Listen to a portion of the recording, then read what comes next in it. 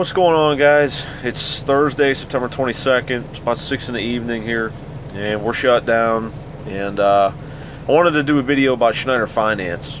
I've been getting a lot of emails and a lot of people asking me questions about leasing on through Schneider Finance. Now, just going to put a couple disclaimers up front. First off, this video might get lengthy. I'll try to keep it as quick as possible.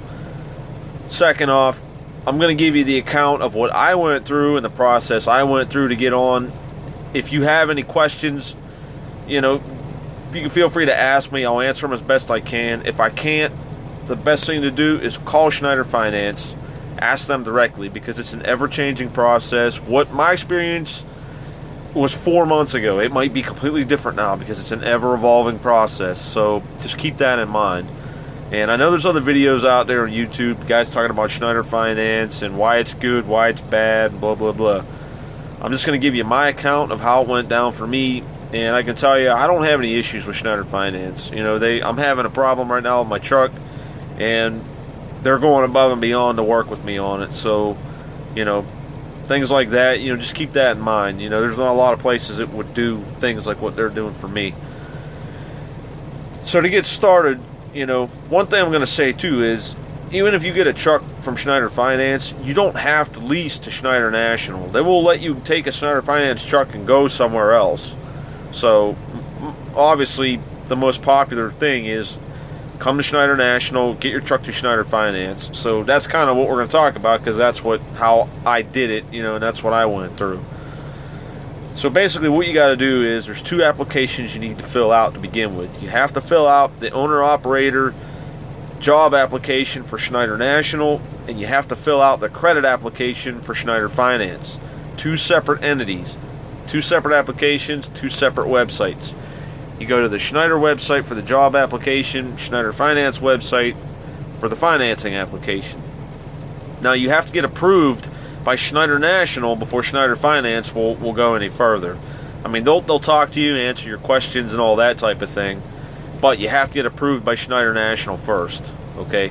So once all that's gone through, basically what happens from there is Schneider Finance will contact you and say, okay, you got the green light from Schneider National, and they'll give you a little bit of information as regards to how the program works and all that. Then the next step from there is they will set you up with a phone interview or phone screening or whatever you want to call it with a company called ATBS. I don't remember what that stands for, but it's some kind of trucking tax firm that Schneider Finance works with, and ATBS will help you, manage your finances, manage your taxes, and they take care of a lot of that stuff for you. It's not forced. You don't have to use ATBS, but the phone screening with them is a requirement, because what they're going to do is they're going to go over all your expenses, meaning when they call you, you want to have it all organized and ready to go, because they're going to ask you, what do you pay for rent? What do you pay for insurance? What do you pay for a car payment, credit card payments, utilities, food, entertainment, all that stuff. They want to know every single thing. And then what they do is they take all those numbers and then they factor it all up, and they create a sample profit plan of what you can expect to make, after you've paid for your truck, after you've paid for your fuel, after you've paid your insurances, all your household bills and everything. They're going to break it down step by step, and they're going to give you what's left. So, and they're going to base that on the average of what all the owner-operators are doing.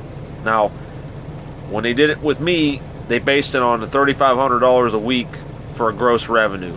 And after they took everything out, they said, they broke it all down with my expenses and everything. That's what they used to calculate my estimated take-home pay per week. So you want to be ready for that. And now why that's good is because if you haven't done it ahead of time, they're going to help you figure out your cost per mile to run your truck. And I already had that figured ahead of time, thanks to my good buddy Jeffrey Like. He talked me through all that, and I basically had everything planned out. And when they talked to me, I saved them a lot of time, and I said, this is what I pay per month, this is what I'm estimating my truck payment is going to be, and I'm figuring my cost per mile is this. And after they figured it all out, they were within a few cents of what I figured. So they were, that's basically what they're going to do. If you can do it on your own, cool. It's just something that you're going to know ahead of time, but it's a requirement, and they're going to make you do it anyway. And the reason for that is, they don't have a direct impact on whether or not you get hired, but they do have an impact on it. It's basically to make sure that you understand that you're starting a business. You're not just a truck driver leasing a truck and you're going to go run around and deliver stuff and make money with it. They want you to do this to understand that you need to make profit to pay for your truck, pay for your fuel, pay for your home expenses, pay for maintenance, pay for breakdowns, set money aside in case something goes wrong, and still be able to have enough money to live on. And that's kind of the whole point of that ATBS thing. And but again, you don't have to sign up for the service. It's an optional thing. If you want to use them to help you prepare your tax return, you can certainly do that. I don't, because my wife's a CPA, so I don't really need it. But so that's the next step. You're going to get just to recap real quick. You need to get approved by Schneider National. Then Schneider Finance will call you, give you some information. They'll set that interview up with ATBS. After that, they'll take the information that you discuss with ATBS, and then ATBS talks to Schneider Finance. And then at that point, Schneider Finance will call you, and they'll say, okay, we talked with them, and do you have any questions about that part of it? And if you do, you ask. If you don't, you move on. So basically what happens from that point is Schneider Finance will start to discuss with you options for what type of truck you're looking for. Do you want a new truck? Do you want a used truck? Do you want a 1-year lease? Do you want a 3-year lease? And we have these trucks available based on your criteria. We have these trucks available, that type of thing. But Schneider Finance is also going to conduct an interview with you, which is kind of the final step of you getting approved to get a truck leased to you. And I don't remember every single thing that was asked, but they asked me things like, how do I plan to dispatch myself? What areas do I plan to run? What do I currently do as a company driver to help my fuel mileage? What kind of things can I do maintenance-wise to the truck? What kind of things will I do to save money? And there was a bunch of other questions. Like I said, I don't remember every single thing that was asked, but I can tell you it was probably about an hour to an hour and 15-minute phone call. And the whole purpose, again, is to make sure that you understand that you are now a business owner. You're not a company driver anymore. So if something goes wrong, you can't just chalk it up to, well, I ain't doing that. Oh, I'm not fixing that. That's not my responsibility, and blah, blah, and that type of thing. So, you have to understand that with being an owner-operator comes certain tax responsibilities. You're now a 1099 contractor, so they're not withholding tax. That's up to you to set money aside out of your pay to pay your taxes. You've got to pay, your truck expenses. You've got to make the truck payment. You've got to realize you're also paying a portion of that payment for maintenance. You've got to pay a 2290 tax. You have to deal with IFTA tax. Now, Schneider National will file your IFTA tax for you, but you have to understand what IFTA tax is, and how it works and all that. And I might do a video on that later on down the line. I know there's a real good video by my friends Jason and Heather at the Crafty Trucker. They did a real good video about IFTA tax. And I know Jeffrey Likes done a video about using the IFTA rates to figure out where you're going to buy fuel and all that stuff. So there's a whole science behind IFTA. And I'm kind of getting off the track here, but that's the long and short of it. They want to make sure that you understand that it's a business. It's not just you driving a truck. So once all that stuff is factored in, they'll say, yes, you're approved. No, you're not. Now, they will run your credit. I'm telling you that up front. They will run your credit, but they'll tell you that your credit, if you have a low credit score or you've got credit issues, it's not necessarily going to disqualify you. They work with everybody individually, so it's a case-by-case type of thing with Schneider Finance.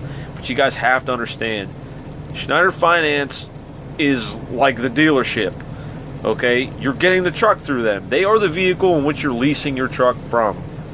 They are not responsible for fixing that truck, maintaining that truck, things that go wrong with that truck, that's on you. You're the owner operator, you're the business owner, you're the truck owner. That's on you. So, you can't, because Schneider Finance is not part of Schneider National, okay? It's a separate entity, and you have to kind of separate the two.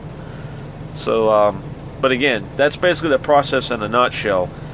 Now, once it comes down to you picking your truck, the truck that you select, it depends on where your truck's at to where you're going to go to orientation. If your truck's in Charlotte, you're going to Charlotte. If you live in Maine and you pick your truck and your truck happens to be in Phoenix, Arizona, you're going to Phoenix. That's what it's based off of. They only do orientation at 4 locations: Green Bay, Wisconsin, Charlotte, North Carolina, Phoenix, Arizona, and Houston, Texas. Those are the only 4 places that they do orientation. So, once you get to that point, you'll select your truck. They'll give you all the final numbers. You will know exactly what your truck payment is, what your down payment's going to be.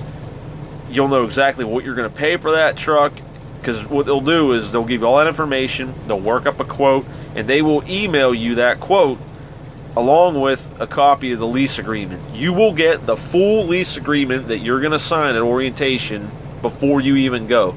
So what you need to do is you need to take that lease agreement and you need to read through it. I know it's a lot, it's freaking this thick, but you want to understand that, because you don't want to go there and all of a sudden it's, well, I didn't know about that. You know what I mean? You want to, if you got questions, you want to work it out ahead of time, and that's why they give you the lease agreement. And you know what? The thing is, the fact that they're giving you that lease agreement up front speaks volumes, because there's a lot of companies that won't do it. They will not give you a copy of that lease agreement for you to review ahead of time. When they told me that, what that tells me is everything's on the up and up.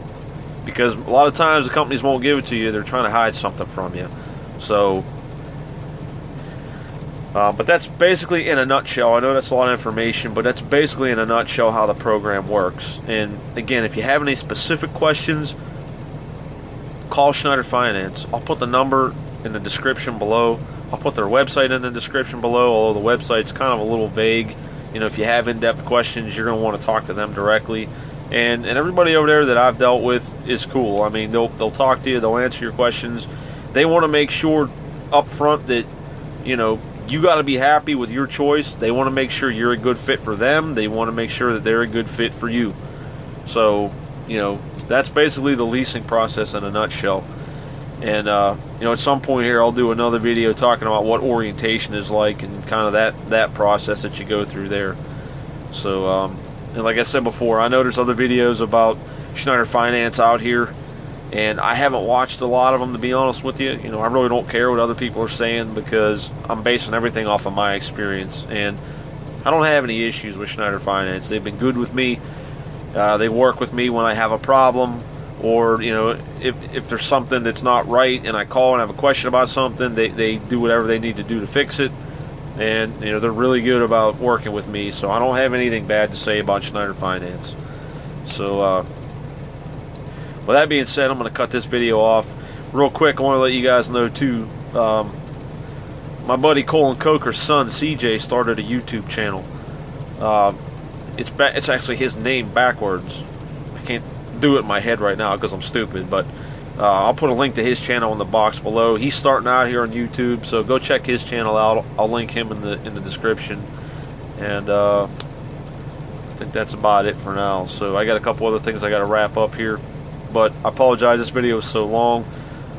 I hope you got a good sense of what Schneider Finance is like. And again, if you have questions, really in-depth questions, contact them directly. I'll put the information to their website in the box below. So until next time, everybody be good, be smart, be safe, and we'll catch you down the road later on.